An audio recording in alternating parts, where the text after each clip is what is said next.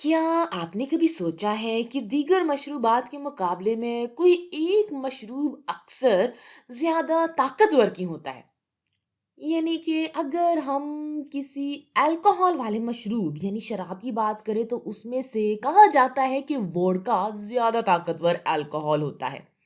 तो इसकी वजह यह है कि मशरूब में किसी एक चीज जैसे एथेनॉल की कंसंट्रेशन को बढ़ाने के लिए इसे एक या एक से ज्यादा बार डिस्टिलेशन के नाम से पहचाने वाले अमल का इस्तेमाल किया जाता है।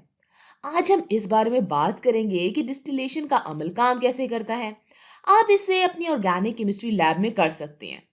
आइए इस सेटअप पर एक नज़र डालते हैं जो मैंने यहाँ तैयार किया है। सबसे पहले सब्ज रंग में ये जो मौजूद है इसे डिस्टिलिंग फ्लास्क कहते हैं। यहाँ आप अपने कंपाउंड का मिक्सचर डालते हैं जिसे आप दरअसल अलग करना चाहते हैं। फिर यहाँ ये नारंगी या ऑरेंज रंग में आपके पास ऑयल बाथ मौजूद है। आप ऑयल बाथ इसलिए इस्तेमाल करना चाहते हैं क्योंकि जब आप तेल को गर्म करते हैं तो ये बुखारात में तब्दील नहीं होता और रिएक्शन के दौरान ये कांस्टेंट दर्जा हरारत बरकरार रखने के लिए बहुत अच्छा होता है। यहाँ सुर्ख रंग में जो दिखाया गया है ये थर्मामीटर है क्योंकि आपको पैमाइश करने की जरूरत होती है कि आपका कंपाउंड किस दर्जा हरारत पर उबलना शुरू कर रहा है। और ये जो पीले रंग में दिखाया गया है इसे कंडेंसर कहते हैं। कंडेंसर की मदद से पानी अंदर और बाहर जाता है। ये कंडेंसर को ठंडा रखता है और कंडेंसर को ठंडा रखने की जरूरत इसलिए होती है भाई क्योंकि डिस्टिलेशन में वेपराइजेशन और कंडेंसेशन का एक सिलसिला शामिल होता है। तो शुरू में क्या होता है कि आपके पास डिस्टिलिंग फ्लास्क में कुछ लिक्विड मौजूद होता है और जैसे ही ये गर्म होता है तो ये गैस में तब्दील हो जाता है। फिर चूंकि कंडेंसर बहुत ठंडा होता है ये डिस्टिलिंग फ्लास्क को कंडेंस कर देता है और इसके नतीजे में ये बिल आखिर यहाँ गुलाबी वसूल करने वाला फ्लास्क या फिर रिसीविंग फ्लास्क में लिक्विड के तौर पर आ जाता है। इसे भी ठंडा रखने की जरूरत होती है। जो मैंने यहाँ नीले रंग में दिखाया है ये आइस बाथ यानी बर्फ वाला पानी है और एक बार फिर बिल्कुल इन्हीं तमाम वजूहात की बिना पर इसे भी ठंडा रखा गया है। इस अमल में आपको ये सीधे हाथ वाला पूरा सेटअप ठंडा रखना होगा ताकि लिक्विड आसानी से अपनी असल या खालिस शक्ल में कंडेंस हो जाए। अब यहाँ एक और छोटी सी चीज है जिसे हमने अभी तक नाम नहीं दिया या लेबल नहीं किया और वो चीज यहाँ मौजूद है। ये वैक्यूम अडॉप्टर है। अब शायद आप सोचें कि भाई डिस्टिलेशन में वैक्यूम की क्यों जरूरत पड़ गई है। क्या इतना काफी नहीं कि इसे सिर्फ इतना गर्म कर लिया जाए कि गैस बुखारात में तब्दील हो जाए? तो इसका जवाब है जी नहीं। क्योंकि बाज़ औक़ात हमारे पास कुछ ऐसे कंपाउंड्स होते हैं जिनके बॉइलिंग पॉइंट्स बहुत ज़्यादा होते हैं। अगर आपके पास किसी कंपाउंड का बहुत ज़्यादा बॉइलिंग पॉइंट मौजूद होगा तो इसे डिस्टिल करना मुश्किल हो सकता है। लेकिन पूरे सिस्टम के प्रेशर को कम करने से मादों को वेपराइज करना आसान हो जाता है जो कि कम दबाव या प्रेशर पर लिक्विड पर ज्यादा प्रेशर नहीं होता जिसकी वजह से इसके लिए गैस फेज में बुखारात बनना आसान हो जाता है। आइए अब दो अज्जा का मिक्सचर लेते हैं। आपके पास पहली चीज हेक्सेन है और मैं इसे यहाँ फ्लास्क में बनाकर दिखाऊंगी। दूसरी चीज जो आपके पास मौजूद है वो टोलुइन है। ये एक कॉन्जुगेटेड एरोमेटिक रिंग है। यही वजह है कि इसका बॉइलिंग पॉइंट ज्यादा होता है और मैं इसे भी यहाँ फ्लास्क में बनाकर दिखाऊंगी। अब हम ये कैसे देखेंगे कि डिस्टिलेशन के दौरान हो क्या रहा है। आम तौर पर हम इसे ग्राफ की शक्ल में बनाना चाहते हैं। हम दर्जा हरारत को बमुकाबला वक्त यानी टाइम से प्लॉट कर रहे हैं। वाई एक्सिस पर दर्जा हरारत है और एक्स एक्सिस पर टाइम मौजूद है। और सबसे पहले क्या होता है कि इब्तदाई तौर पर आप सिर्फ और सिर्फ सिस्टम को गर्म करेंगे, लिहाजा दर्जा हरारत आहिस्ता आहिस्ता बढ़ेगा। लेकिन यकीनी तौर पर आप हेक्सेन के बॉइलिंग पॉइंट पर पहुंचेंगे जो कि तकरीबन 68 डिग्री है।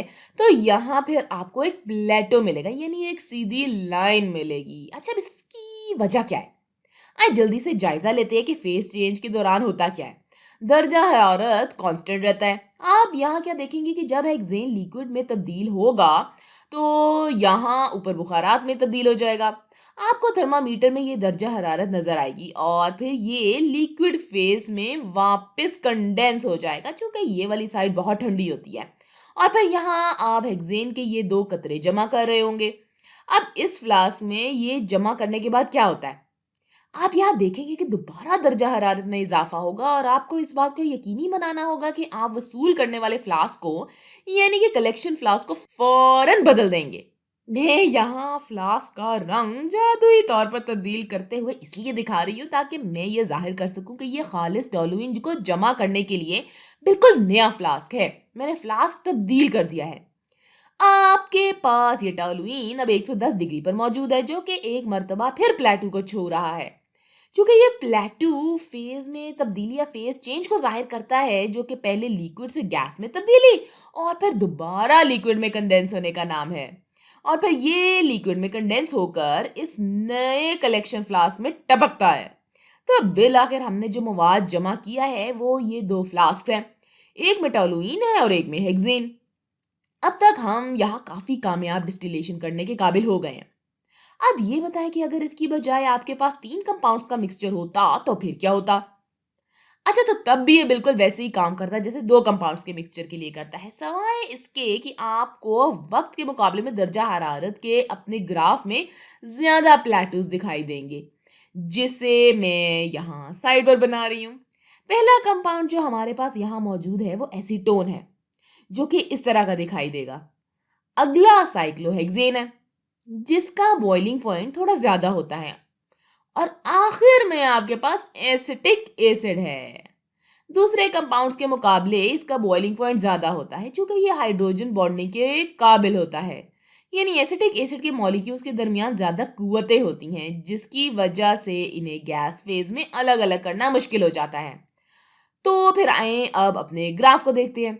سب سے پہلے جو آپ دوبارہ دیکھیں گے وہ یہ ہے کہ شروع میں درجہ حرارت میں تھوڑا سا اضافہ ہوتا ہے جب آپ اپنے فلاسک کو گرم کر رہے ہوتے ہیں، لیکن جیسے ہی آپ 56 ڈگری تک پہنچیں گے تو آپ اس پلیٹو کو دیکھیں گے جیسے ہی ایسیٹون بخارات میں تبدیل ہوگا اور کنڈینس ہوگا۔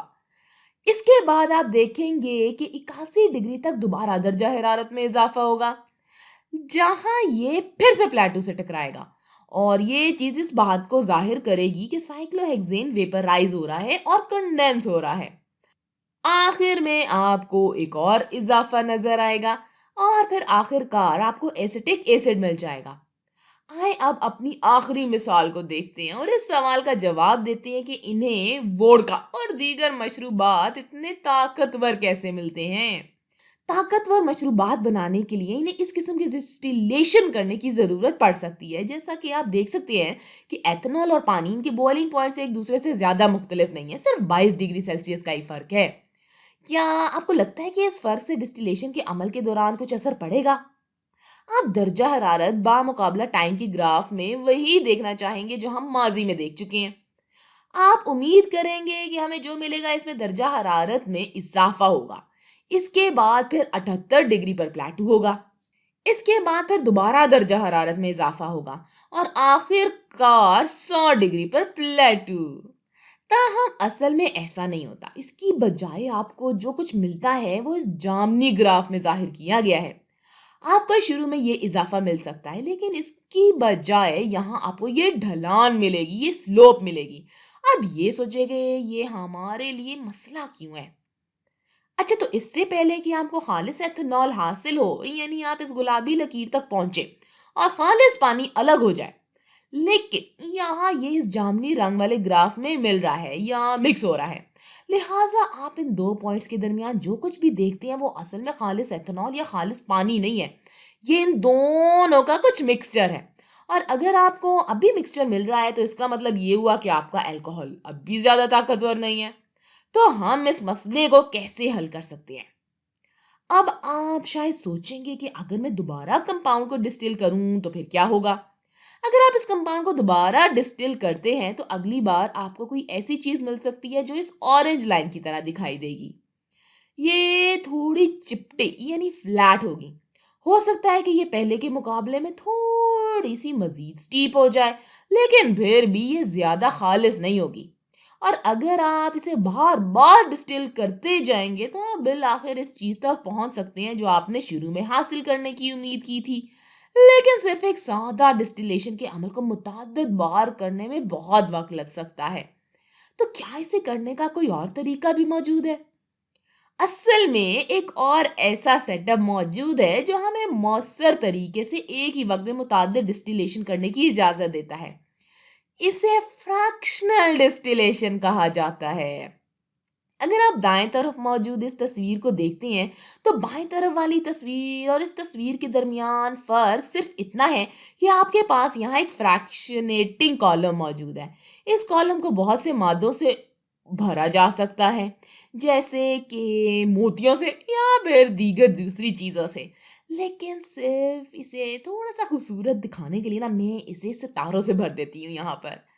تو آپ دیکھ سکتے ہیں کہ آپ کے اس کالم کو مکمل طور پر ہم بھرنا چاہتے ہیں. یہ کس طرح سے ڈسٹیلیشن کے عمل پر اثر انداز ہوتا ہے؟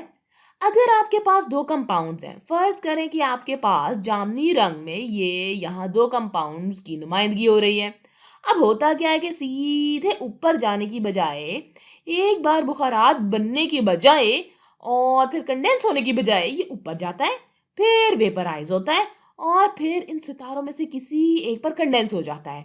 اس لیے جیسے جیسے یہ پیکیجنگ مواد کے اوپر اور اوپر جاتا ہے، یہ بہت سارے ویپرائزیشن اور کانڈنسیشن سے گزر چکا ہوتا ہے، تاکہ جب یہ آخر کار وصول کرنے والے فلاسک یعنی کہ ریسیونگ فلاسک تک پہنچتا ہے تو یہ اس سے کہیں زیادہ خالص ہوگا جو آپ کو صرف ایک سادہ ڈسٹیلیشن کے ذریعے حاصل ہوگا.